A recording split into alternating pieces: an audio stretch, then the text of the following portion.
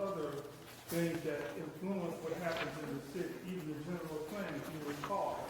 And when we started to look at the chief of police, it was the same thing. We had to literally connect the dots to figure out, to really to give an adequate presentation. We started to just read what it says about the chief of police in the chart. It's basically one paragraph.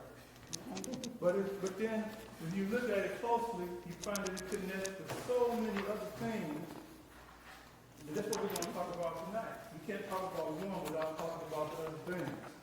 We talk about public safety in general. This is all element of public safety.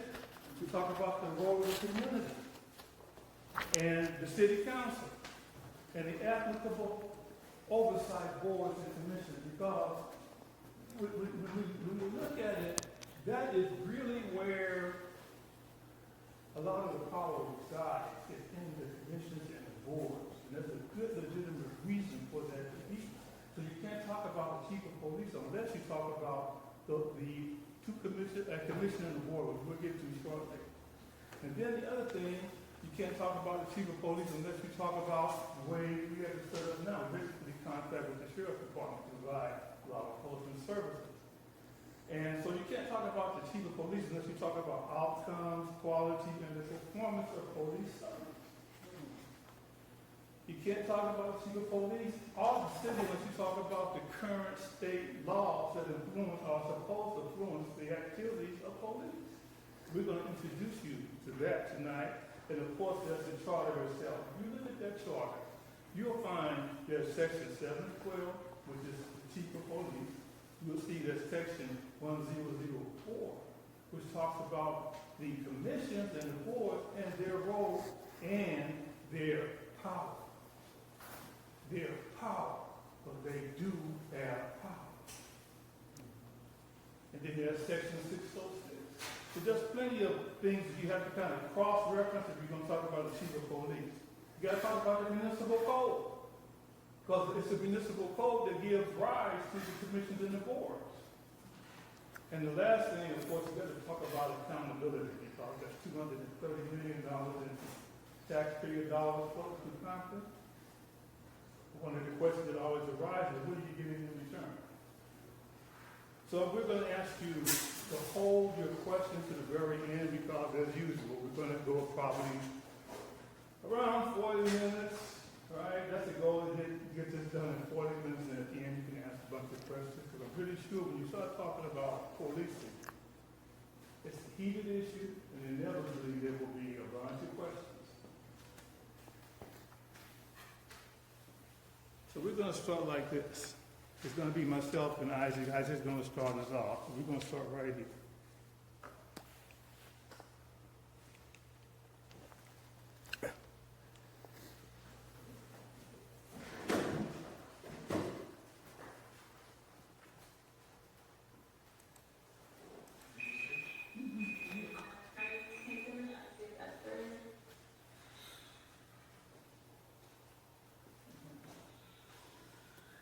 Good morning.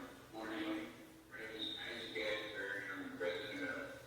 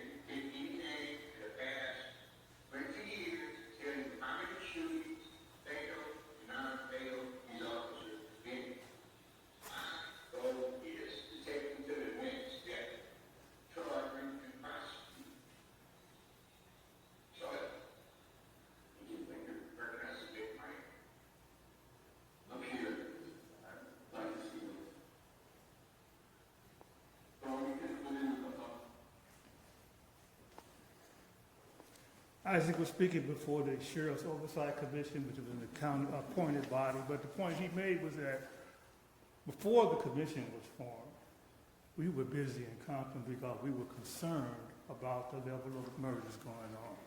And we're going to talk about how that evolved over a period of time and that those activities. So we kind of really, we feel responsible for the formation of that particular commission because we were very vocal at the beginning because there was no community oversight of what was happening this year. We were very vocal. So he pointed that out too, that before the commission, we were there. And we're still there. Isaac Asbury was born and raised in Compton, California.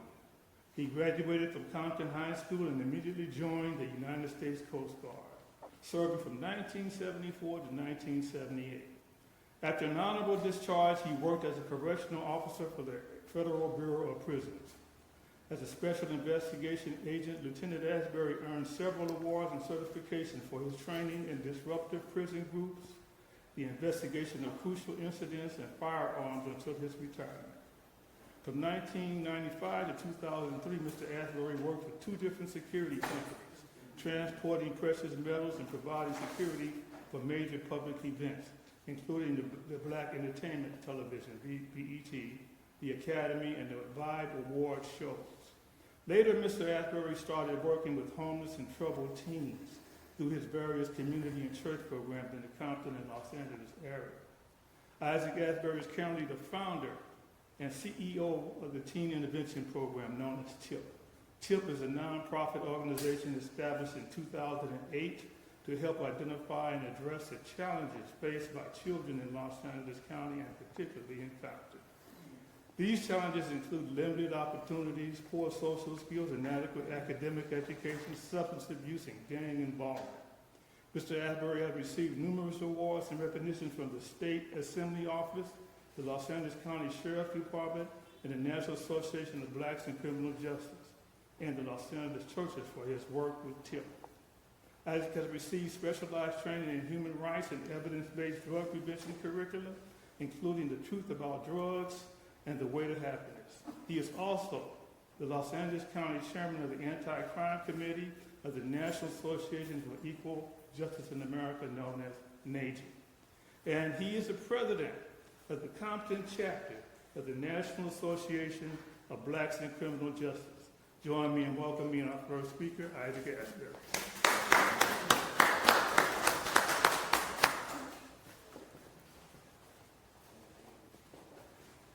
Okay, thank you, Ron. Is it on? You're upset. You just go. Okay. Good evening. And thank you for everybody being here. I'm a little nervous in front of all you guys, okay? But thank you for being here in bad weather. And if I start to ramble, put your hand up, okay? I'm going to try to stick to the script, okay? Good morning, or good evening, they say. Welcome today. We are examining the role of the Chief of Police to contain in the city charter, along with broader issues as public safety.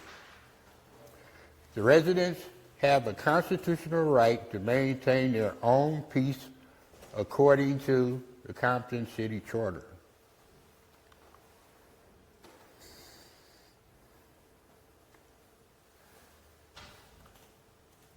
Compton's residents have the constitutional right to maintain their own peace according to the city charter.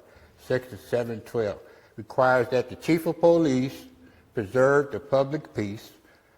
For 25 years, that responsibility has been delegated to the Los Angeles County Sheriff's Department. The contract was initiated in 2000, addressed a short-term gap, but damaged long-term trust. For almost 20 years, the Team Intervention Program, TIP, has tracked widespread crime in Compton. No council district has been spared. From 2007 to 2024, there were 645 murders in Compton, only 26 arrests. That's a 96% of murders in Compton are unsolved. We cannot monitor any crime activity in real time, nor can we measure the performance and establish the value of the sheriff's services. Even in this age of technology and artificial intelligence,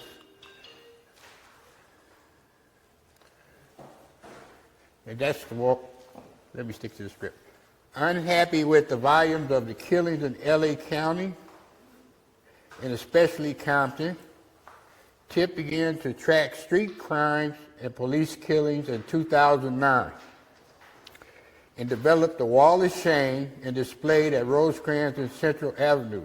The Wall of Shame shows the dead person's name, the month, and the year, and the date they was murdered. This one I get kind of upset about because it's Avery Cody Jr., even though it's a lot of years later, I still get emotionally, I don't know the word, pissed off. Anyway.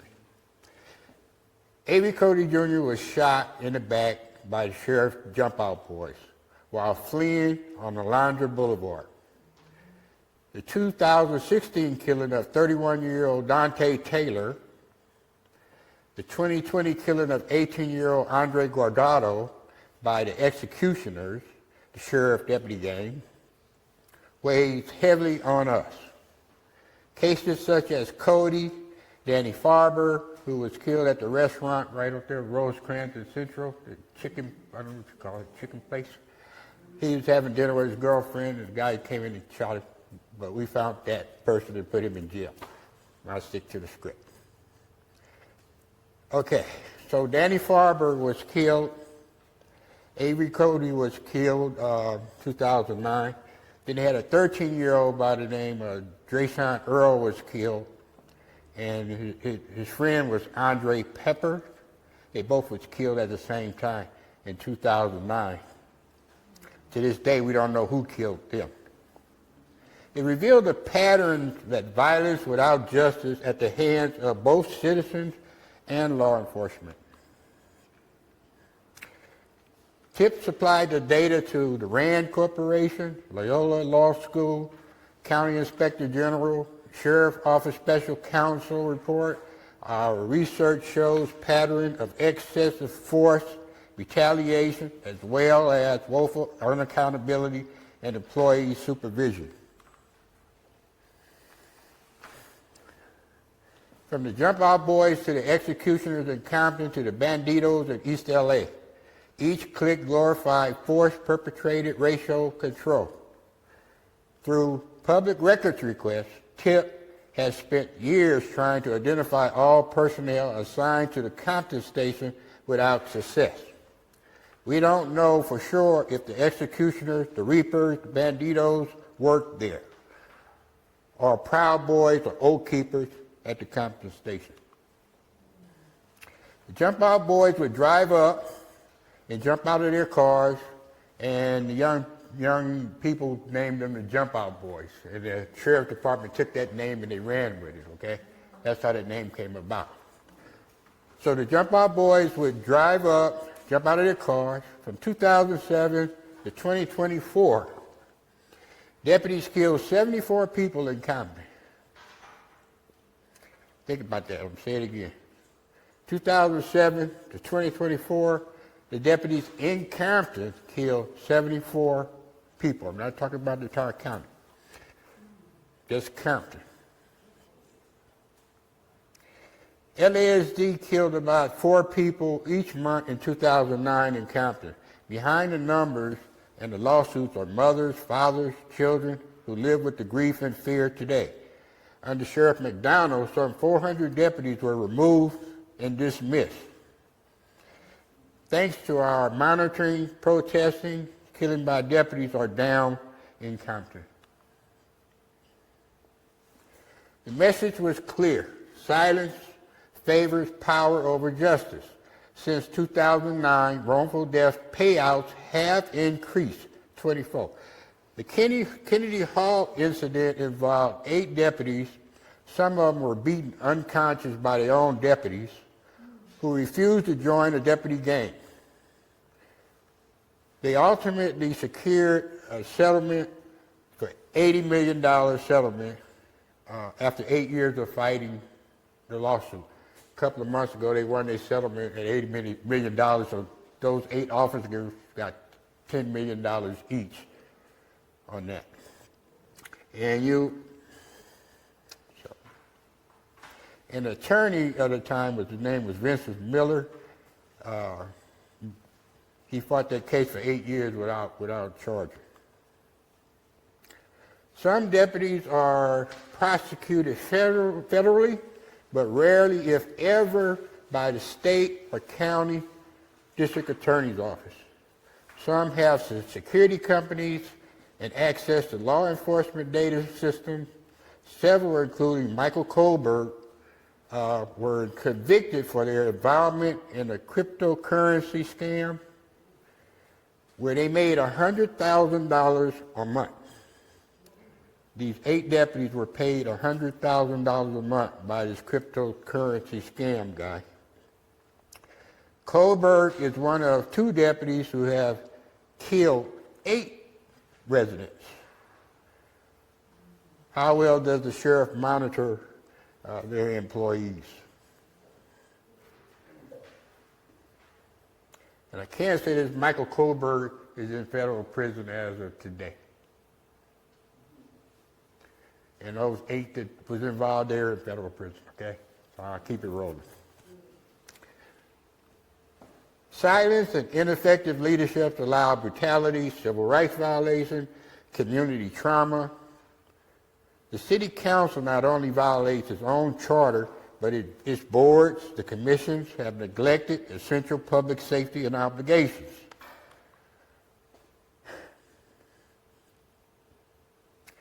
Compton voters delegate the authority to the city council, but when unchecked, the city receives unsafe, shoddy results despite the $230 million tax dollars investments pay every year.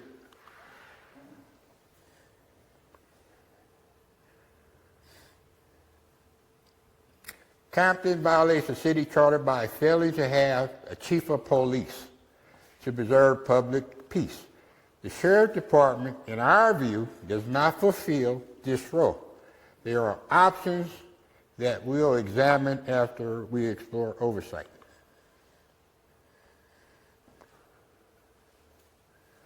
Oversight bodies exemplify local democracy in action when they are functional. Remember that, when they are functional. Community-appointed bodies tasked with receiving, reviewing, and forwarding complaints, as well as producing public reports on law enforcement performance.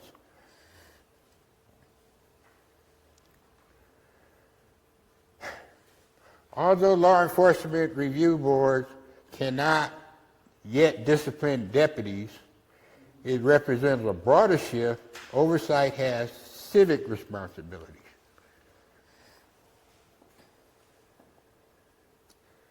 Public Safety Commission is made up of 7 appointed by the council.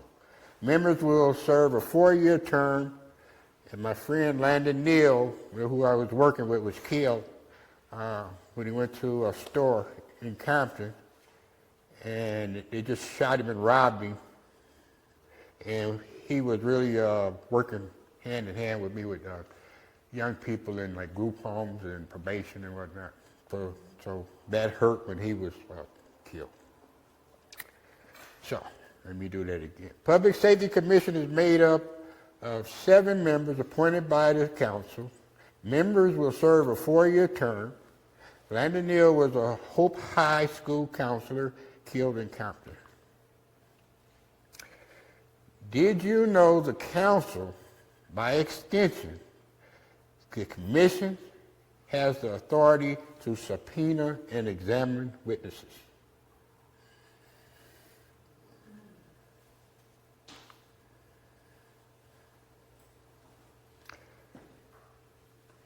You ready, Mark?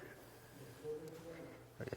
Compton can move beyond the practice of rewarding relatives, friends, and others. Residents must be empowered to set priorities, shape training, and evaluate results. And thank you for listening to me ramble when I introduce my friend Ron Dow.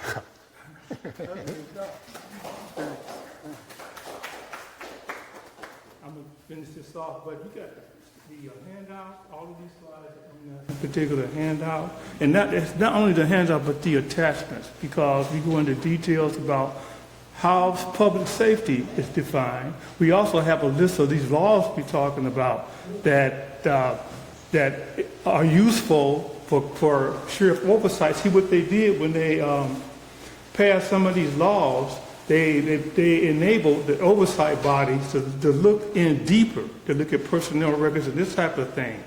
But when you think about it, that was purposely done for the LA County Sheriff Oversight Commission. But the way the law reads, any city with an oversight body has the same power.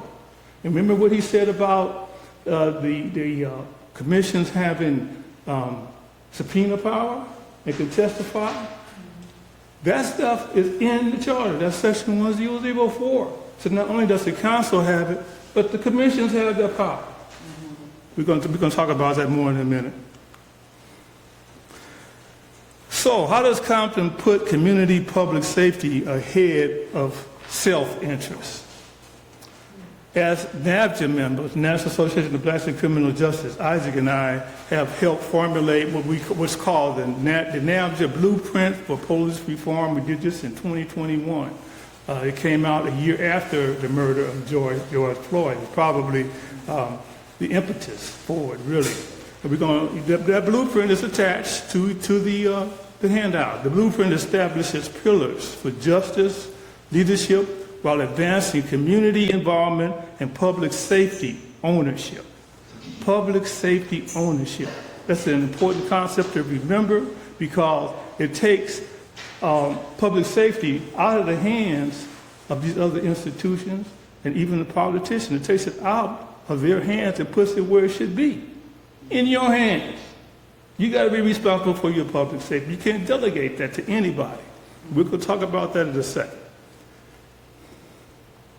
Principles include ethical service, clear policies, data sharing, and continuous improvement. So we're going to be focusing on the policing aspect. But when you talk about public safety, if we're going to discuss here, it's much, much broader than that. I would suggest you look at that definition of what public safety is, and when you're doing that, think about our Public Safety Commission. Because that is their job to watch what's going on and to dialogue with the residents and on public safety issues. It's more than just policing. It's far more than that. It would also include bad water, right? When you got brown water, that's a public safety issue. These torn up streets, those are public safety issues. And potholes and uncovered manholes and all that stuff, public safety issues. All of that stuff comes under the rubric of the Public Safety Commission. Did you know that? Okay, you can know it now. You can know it tonight. So Compton, we're suggesting that Compton shift from the warrior policing guardian service. Because remember, Isaac talked about those, 4 murders, 4 police killings per month? 4 per month? And the 74, I think he said that overall in Compton since they've been here, Avery Cody, and the other guard dog, all of these people that hit the headlines, and you think because the settlements come about that it's over, and it may be, well, how can you ever, that can't ever be over, particularly for the families. Can $8 million replace a kid, really?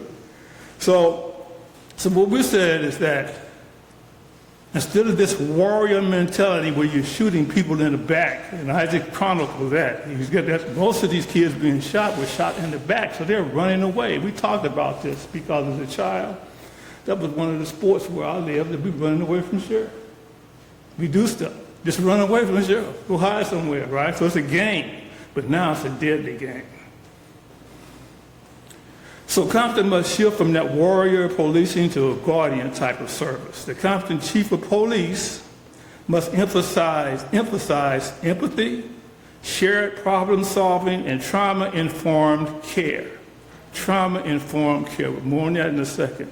The chief of police is not an enforcer, but a protector of community well-being. So we're talking about envisioning, actually what we're doing, we're defining the role of the chief of police. Because when you look at that paragraph, it doesn't go this far in depth. But since it's there, and Compton does have the power, since this is in the charter, we'll help you define it. We'll show you what that chief of police should look like.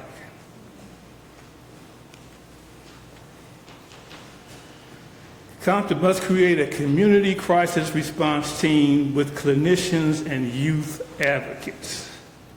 Compton can shift non-criminal emergencies away from law enforcement to supportive care. This might require partnering with LA County to provide Compton-specific services, because when you look at things now, the county provides a lot of services, but it's like one size fits everybody. What if your needs are unique? And I think Compton's needs are unique. Then it's important then that the county be able to adapt to the uniqueness in Compton. And that's only going to come about if Compton demands that happen, because I've been a witness to the way it works. I was actually a member of the psychiatric emergency team when Compton had its own mental health center right there on Long Beach Boulevard. And Compton actually was a ward in Compton Boulevard. And I remember it was always it was the psychiatric social workers. They would sit, there was a unit dedicated to responding to psychiatric emergencies. So when the calls came, the team went out and responded. And the remarkable thing that stands out in my mind to this day is how a tiny woman, about this tall, gets a 300-pound big guy to lay down on that gurney and go to the hospital simply through talking to them. Didn't have to shoot him. And I saw that happen over and over and over again. And I got transferred out, so I don't know whatever happened to the pet team. But I know it was effective because I'm a witness to it. So what we're saying is that we need to revisit that whole time.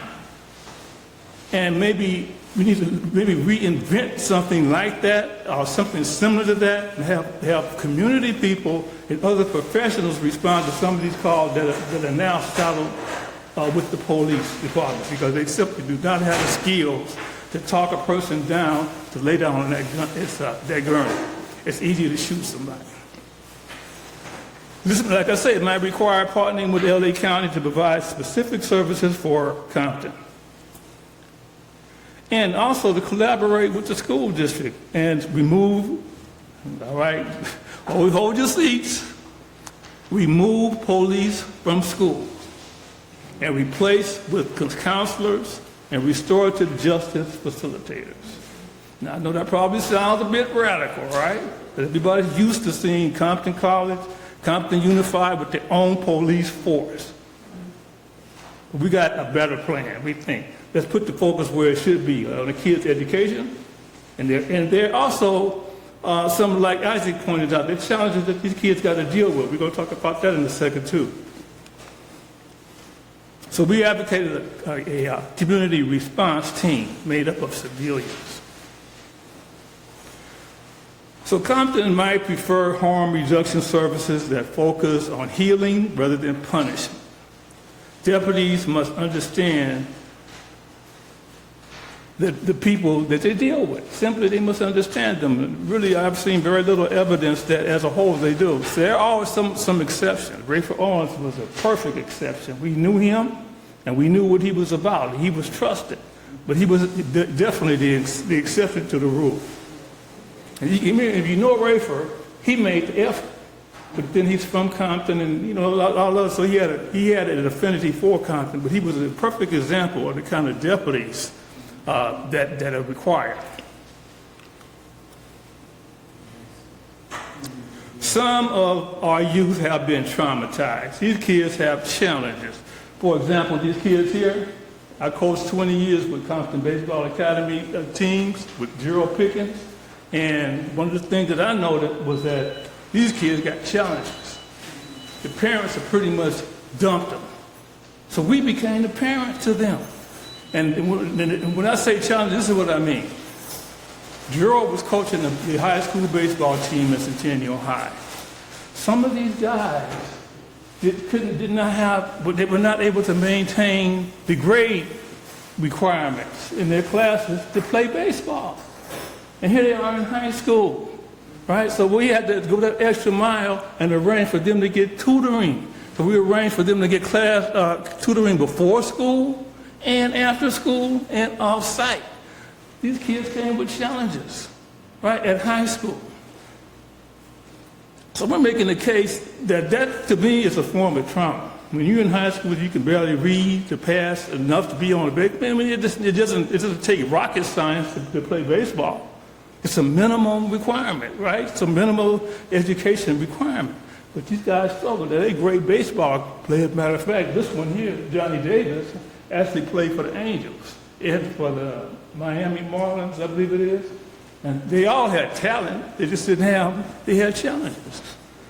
So the Guardian model makes protection participatory with police, residents, and local institutions sharing responsibility. But you must recognize a lot of kids have been traumatized. So that's the starting point. Our recommendation aligned with the city charter's mandate, section 606, go read that section, which grants the council investigatory powers, including subpoena and testimony authority, powers that must now be actively used to oversee all law enforcement activities. Because they have the power. Well, here it is right here. Senate Bill 2, Assembly Bill 847, among others. AB 847 is only the most recent one. But these two give oversight bodies more power than they have ever had before to figure out what's going on in law enforcement. This one specifically allows oversight bodies to look into the personnel records. Up until now, according to the peace officer standards, peace officer POBAR, peace officer, it'll come to me. But they have these rules that say you can't look into their personnel records. But thankfully, since Governor Newsom, I guess, is out, he signed AB 847 into law.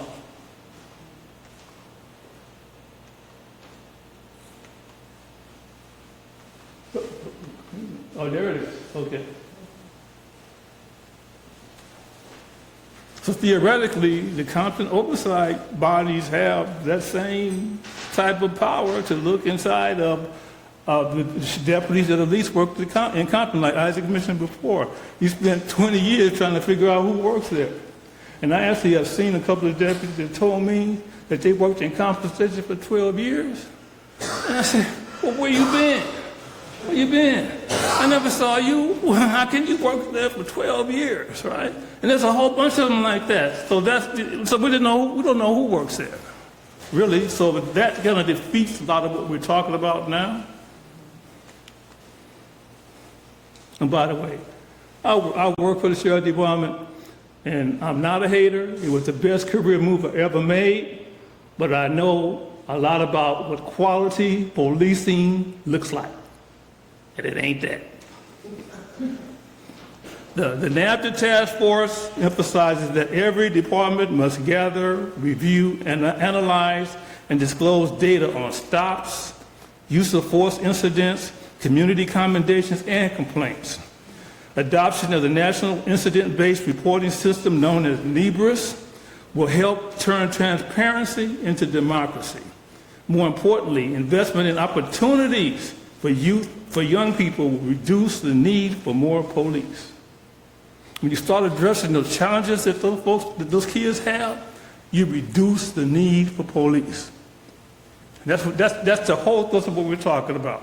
You want to reduce the need for them, so that means you have to deal with some of the challenges these young people have. Let's go back. The point is, this is where your investment dollars have to go, right here. Right here.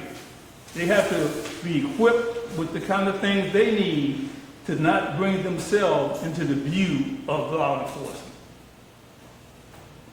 This is some people out of the TIP program, matter of fact. That was Isaac's program, we did that. And that's what's needed, that and more. That's the investment. And when you go back and look at that $230 million in the Compton budget, see if you can find where there's any investment to address their challenges.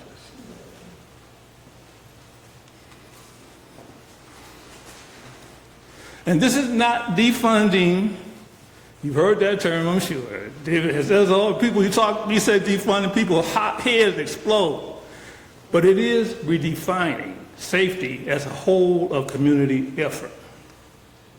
Finally, both the NAFTA Task Force and Compton's TIP reports agree on this one key investment truth. It's a community-wide problem. And more on defunding in a second. The Coast report was done in 1992 after the Rodney King incident. And when we look back at that report, he actually wrote about then what we're still dealing with today. He actually prescribed some solutions that would address what we're dealing with today. But of course, it may be, law enforcement's typical responses. Well, we'll change until you turn your head. Then they go back to what's comfortable. The Coast report was commissioned after the excessive force scandals and foresaw the crisis now confronting Compton. This philosophy should anchor Compton's 2026 reinvention model, which is what we're coming up with, pairing data-driven prevention with person-centered presence. Person-centered presence. That means people like those young people. It was easy with dealing with them because they were so hungry for attention and nurturing and all that type of thing that kids need. So it was easy to corral them. The challenge was to keep them in line, keep them playing baseball. That was the main challenge, which we did. We actually did. We recruited what parents would come along and would help us out, be those other eyes and the enforcers and stuff, and it worked out pretty good.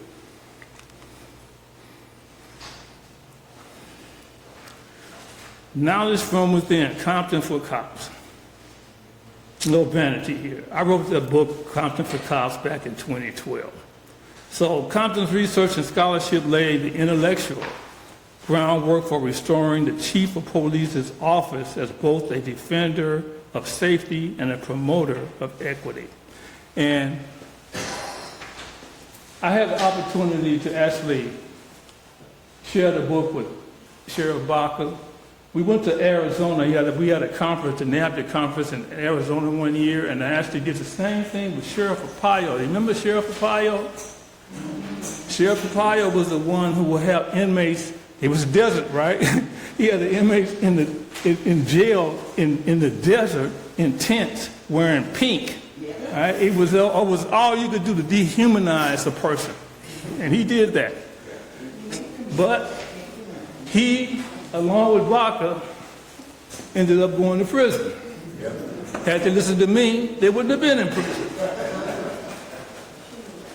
Actually, Baca did take a couple of my recommendations before he went to jail. He did. One is still standing there now. If you look at the Sheriff Department organization chart, you will see this independent audit that's right there, report to the sheriff.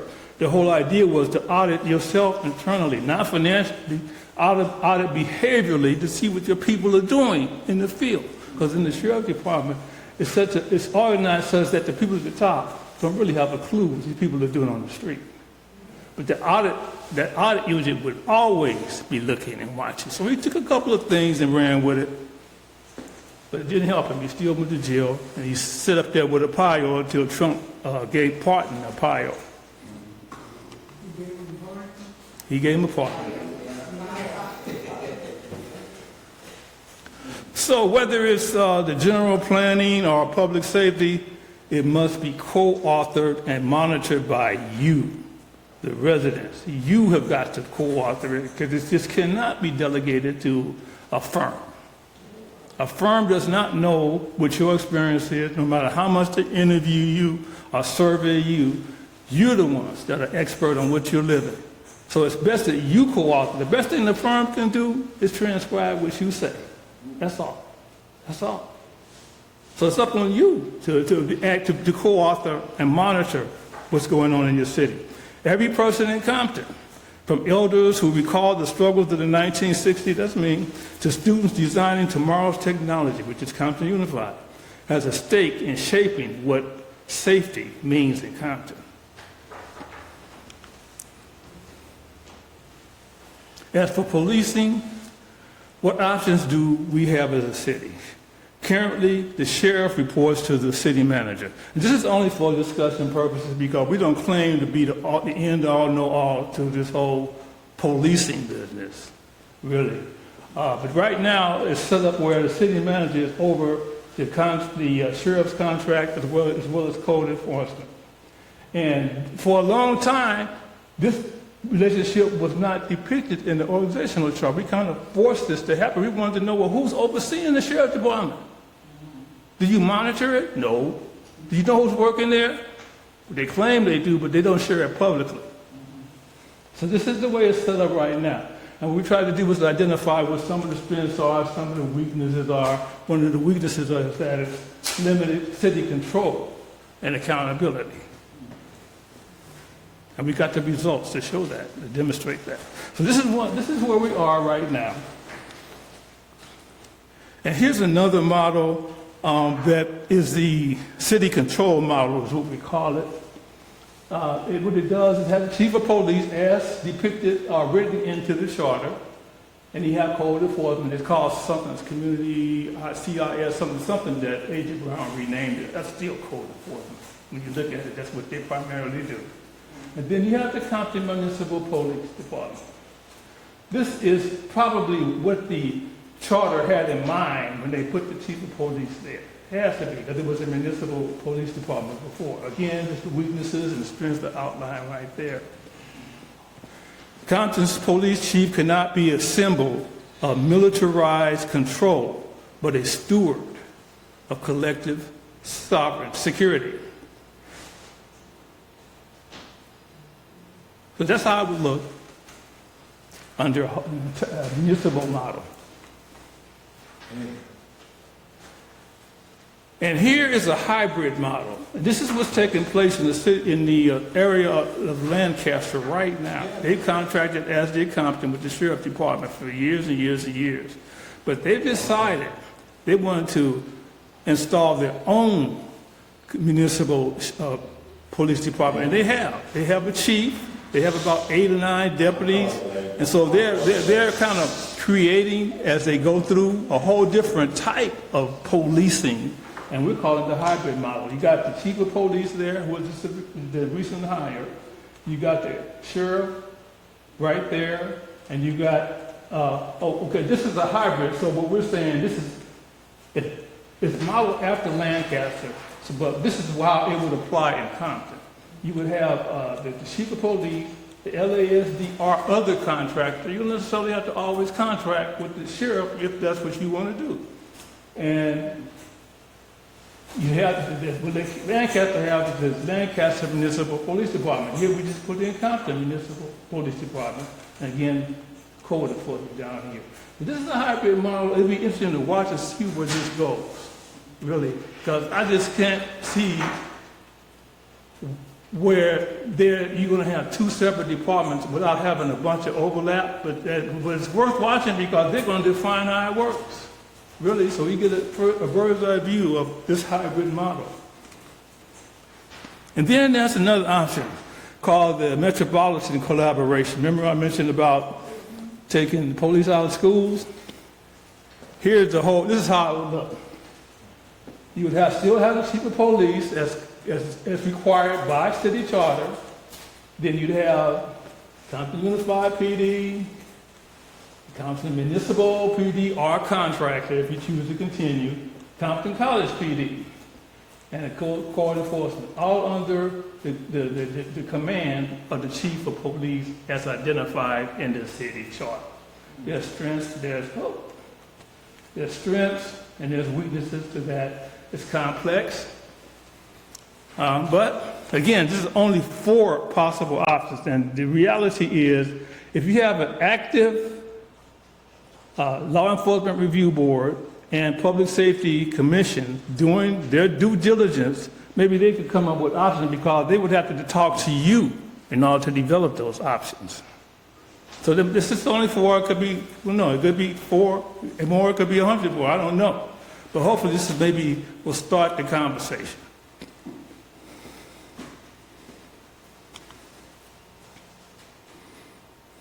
So what would safety look like without, what would safety without policing look like in Compton? Almost scary, huh? Calls for the end of policing. This guy, Alex Vitale, had written this book called The End of Policing. And when people saw that title and later heard what he was talking about, his again exploded. Really. But basically, it calls for the end of policing. It's a movement for public safety led primarily by people who have experienced a profound lack of safety in their lives, and for whom either police were of little help or were part of the problem. So how many of you here today will call the sheriff to protect you?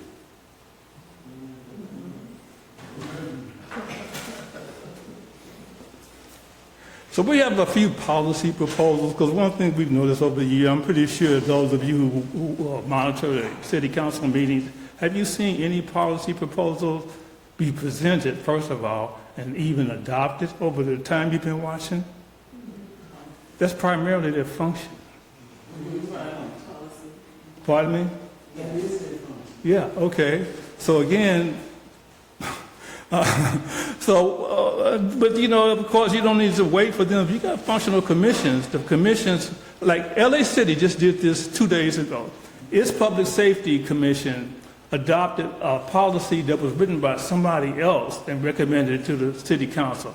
What they're trying to do is reduce the way LAPD uses those non-lethal weapons, right? They turn those non-lethal weapons, those rubber bullets and stuff, into a lethal weapon. So what the Public Safety Commission did, they're saying, well, that is unacceptable. We're going to control not only how you use it, but which ones you use, because you're doing too much harm. So that's the kind of thing that Public Safety Commission could do and should do. So part of the city council's job is to approve policy. So how many policies were approved over the past year? Like I said, our policy proposal transitions from control and enforcement to partnership and care. Those kids that I showed you earlier, the whole secret, they knew somebody cared for them. They knew that the coach cared for them. If you ever look into the Dodger game, I'm a Dodger fan, right? So I looked at the manager. I noticed that when the manager spoke, whenever he spoke, they were in the room celebrating, champagne popping, but when he began to speak, what happened? They shut up and they listened to what this man was saying. And that's the same thing that was happening with us. You got to get to that point, but you know, we showed them that we cared about them, which helped them care more about themselves. So we're talking about a transition from putting them in jail to caring for them and helping them to care for themselves. This aligns with Compton's safety vision with restorative public health oriented policing. There's actually somewhere in the, I believe it's not the charter, but I think it's in the municipal code. There's somewhere where they actually speak specifically to doing better for the youth in Compton. They haven't done it, but they do speak to it. So here's a couple of proposals. I'm not going to read it. You can read that stuff later. But the main thing is to shift from that warrior model where you're chasing people and shooting them in the back to something else. That they don't run from you, first of all. So we could get that where they don't feel the need to play games with the sheriff, because maybe they have other games to play. Really? Baseball, maybe. I don't know. So the Law Enforcement Review Board must be activated and taken seriously if Compton is to succeed. If you read that, and it's attached to the notes there, the whole municipal code on both of these commissions is there. And when you read that, if it's enacted, it can't help but improve the city of Compton. So the Law Enforcement Review Board performance as with all of the boards and commissions must be regularly measured and publicly reported on the dashboard. So it's one thing to have a fully functional, populated board. It's another thing to do the work. And that's the main thing, is to have them actively involved and engaged to do the work to help better the city. So you can't do that, in our opinion, without measuring performance. We always talk about whatever you do, you got to measure the performance. So this is just one suggestion among many, how you can measure the effectiveness of the Law Enforcement Review Board. And here's another one for the Public Safety Commission. Again, it's only one, but there are plenty. And the idea is to have people who have the energy and desire to work on these commissions and boards, do the work, dialogue with the residents to figure out where we want to go with the city, and then redirect that, push it through the city council, because at that point they have no choice. Really, at that point, if you come up with some effective boards and you're giving them proposals, what they going to do? If they don't do it, you vote them out of office the first chance you get. So again, these are performance measures. Whatever you do, you always have performance measures that are reported regularly.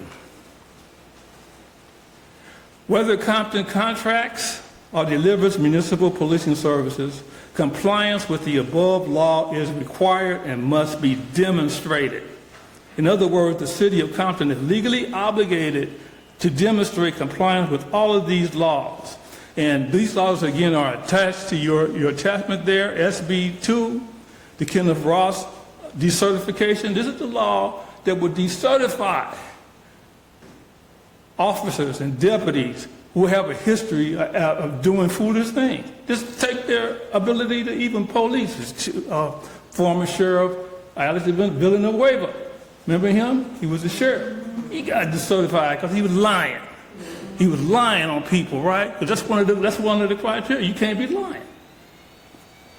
So, AB 847, and the reason why I included this picture of Isaac, this is Commissioner Bonner.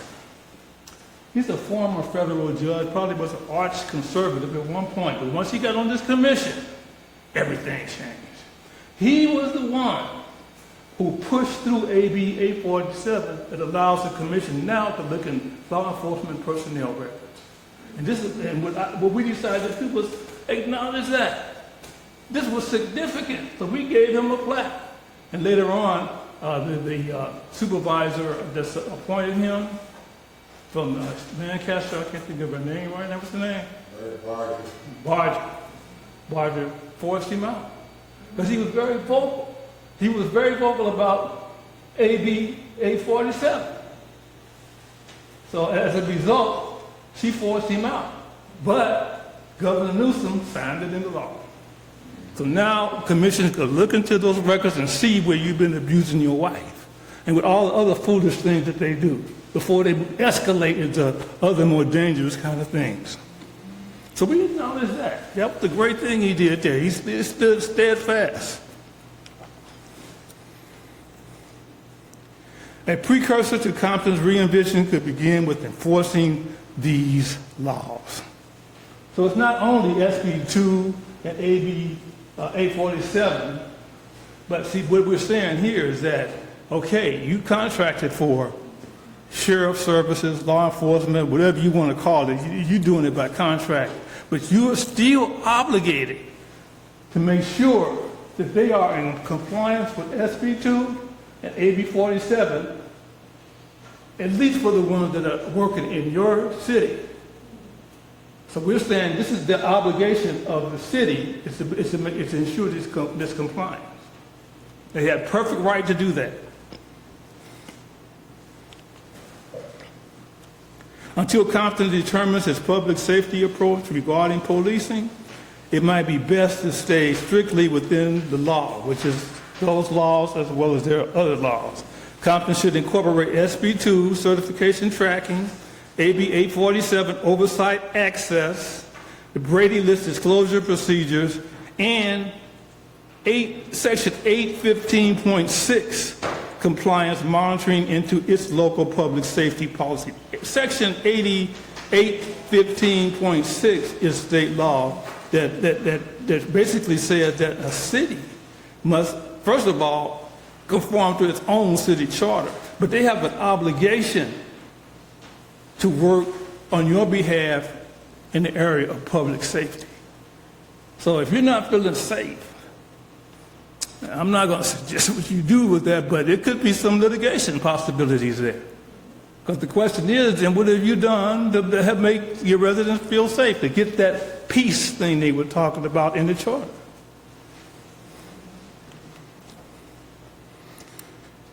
Compton's future will not be shaped by external contracts, but by internal conviction. Do you want to reclaim your right to community safety?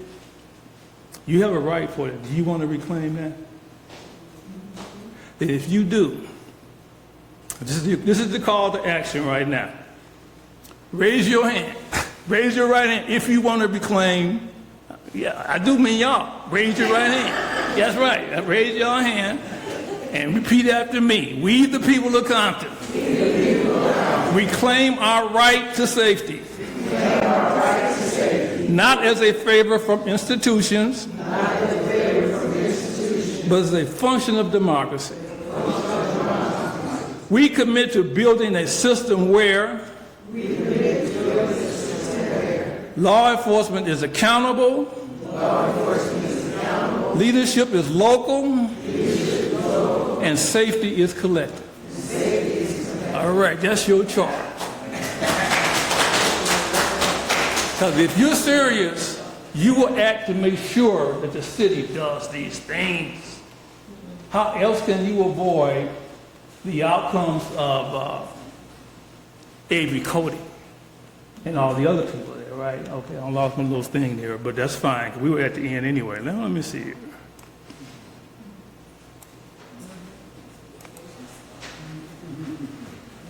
Well, anyway. Oh, I see what I got to do. Okay, I'm just going to take a second here. Start the slideshow from the current slide. Okay, there you go. Thank you.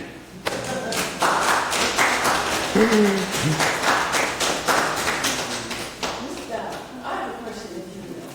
Okay, in the hybrid model, you said the conversation should start. What are you talking about? I didn't quite get that. I said the conversation.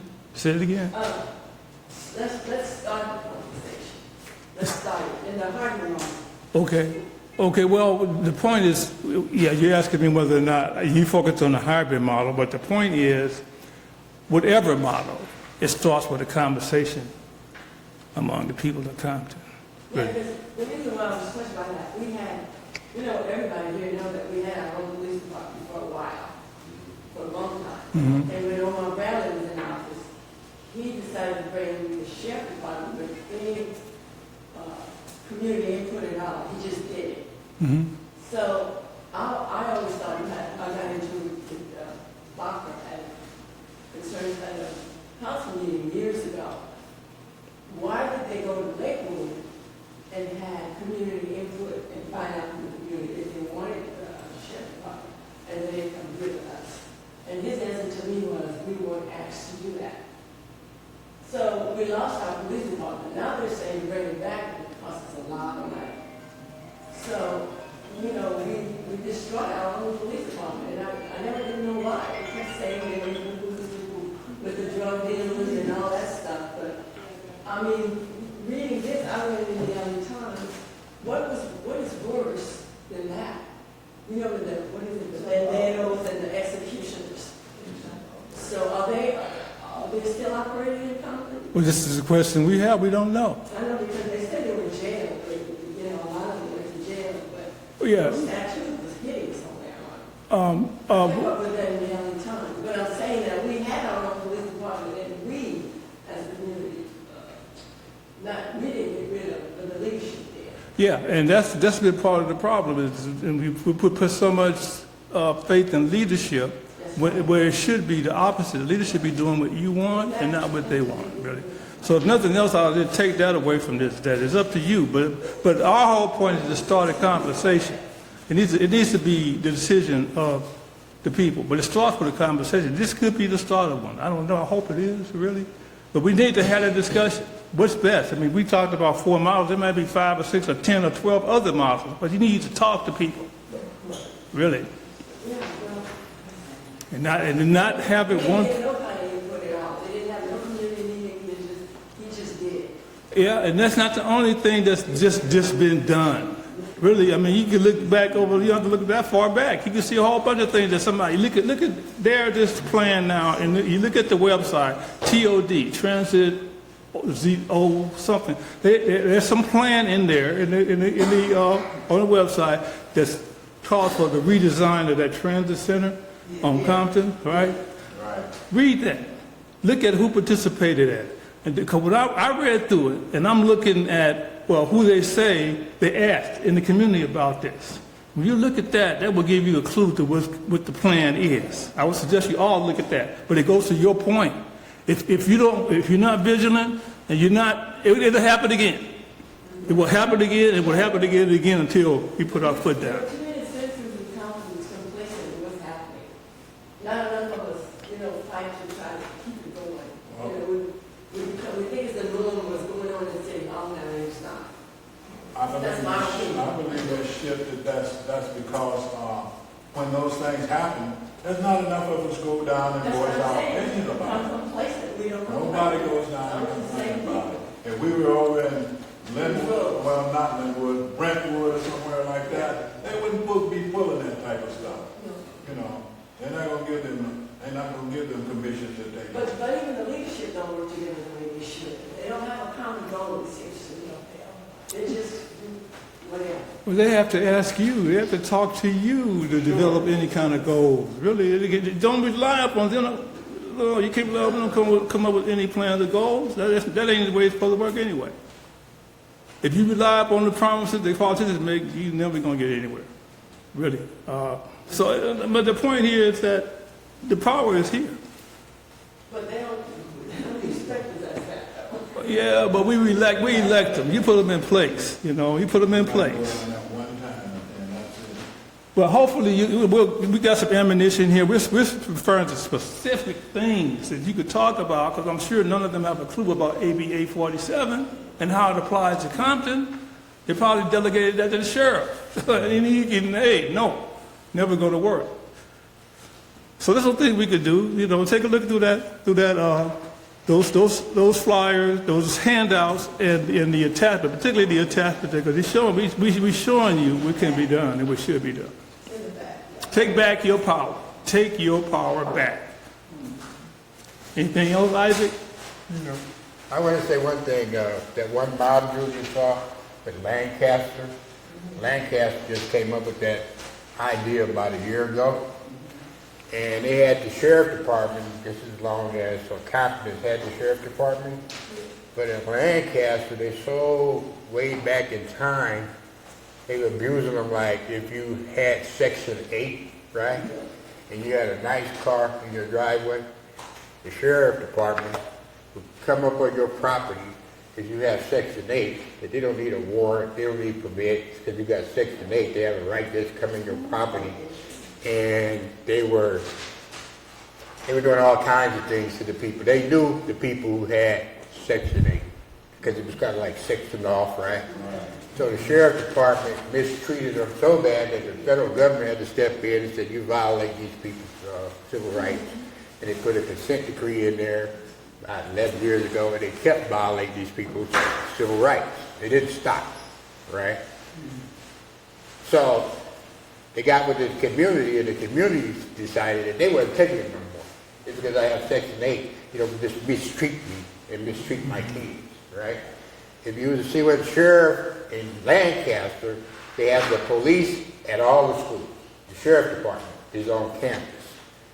If a student decides to say, I don't want to do my homework, or say something to the teacher, the sheriff deputy comes in and snatches him out of that class and takes him to do his homework. Just like that. So that was a violation of the federal law. okay? So now they came up with this program where they're gonna try it to see how it works. They contract just like we contract, but we don't put up with who lives where as far as coming on. You come on our property, we know our rights and our whatever. You'll show us some work or show us something, right? So they came up with a way where they're gonna have a chief in Lancaster. He's the chief of police. He's a retired 30-year deputy sheriff, blah, blah, blah, but he's the chief of the police. And he has 8 officers that work for him. That's it. Their job is to deal with the community in the Section 8 development. And you still have the sheriff department over here dealing with everybody else. So we're gonna watch that to see how they treat the community, because we go to these communities and we speak to them in Lancaster, and we want to know what's your problem, okay? And then we try to help them, so that we're going to watch to see how this chief of police thing works out. You still get to keep the sheriff department, and you still get to keep code enforcement, and you see what I'm saying? Instead of that just one all like, here you got the sheriff and nothing else. So if you have a chief of police, he could tell the sheriff department, I want you in District 4, District 2, District 1. Whatever your problem is, that chief could tell the sheriff department, who you don't see, what you want done. Right? So the person you would go to is the chief, and you tell him what your problem is, and he would tell the sheriff department, the police group, code enforcement, and that's how you get that done. I just want to get that in there because the reason by them mistreating them with the Section 8, they brought this element where they're going to have the police chief, the sheriff department, code enforcement, to see how that works.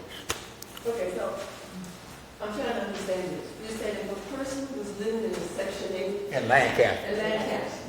and they had a high-profile car, like a Just Cadillac or a Mercedes, in the driveway. then they would go harass them? Yeah, go to your property, come in your house, looking for marijuana. Look, We're in a Section 8 place that you shouldn't be driving a high-profile car because you shouldn't be able to afford your rent without being on Section 8. I don't